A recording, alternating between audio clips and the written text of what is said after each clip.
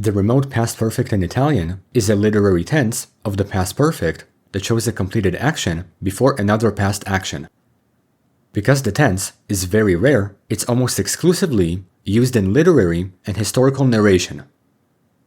If the remote simple past explains what happened, the remote past perfect shows what had already happened before another event, known in Italian as the trapassato remoto. In English, such a tense is made from the past tense of the auxiliary verb to have and a past participle, like saying, I had spoken.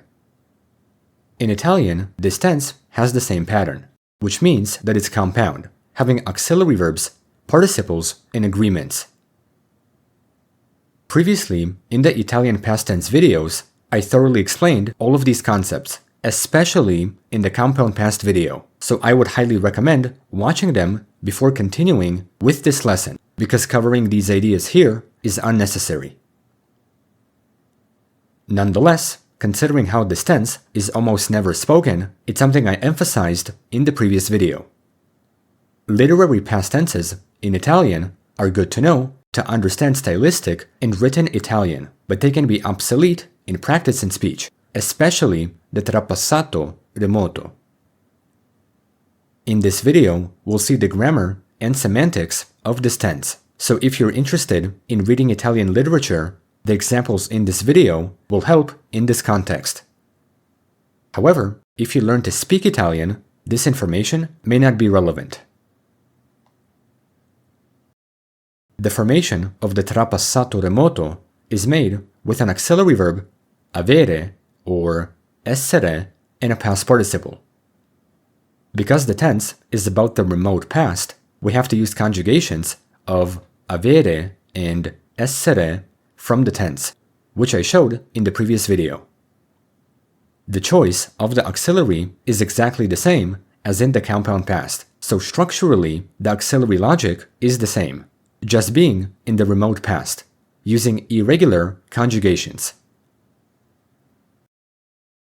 Ebbi, avesti, ebbe, avemmo, aveste, ebbero. Fui, fosti, fu, fummo, foste, furono. These are the conjugations we need to make sentences in the remote past perfect, with past participles. And once again, knowing when to use avere or essere is something I already explained in the compound past video. Past participles are formed the same way, and agreement rules are identical, where there is no agreement with the subject with avere, aside from direct object pronouns, but there is agreement with essere. In general, the trapassato remoto has no new irregularities, because its function is inherited from other tenses that we already know.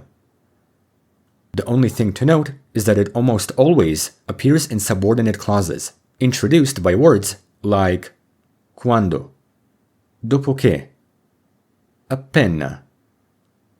These keywords define the trapassato remoto, so they're very useful to know.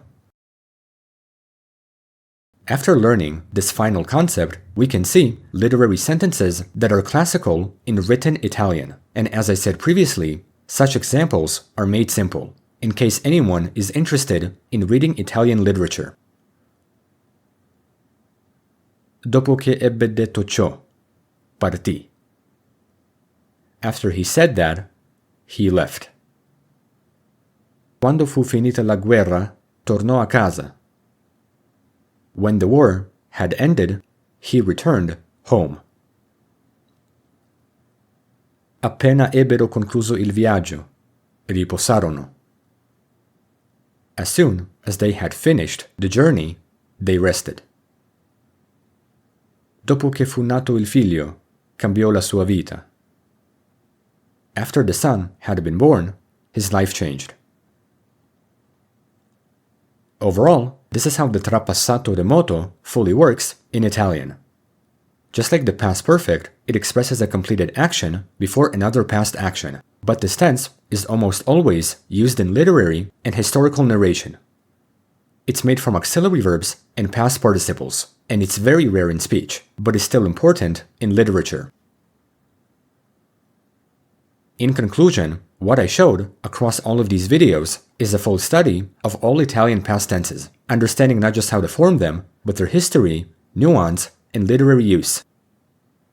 Now, you can review them and let the concepts sink in, as your mastery of the tenses will make reading, writing, and eventually speaking Italian much better, because in the next videos, we will see the future tenses in Italian and how to use them and form them.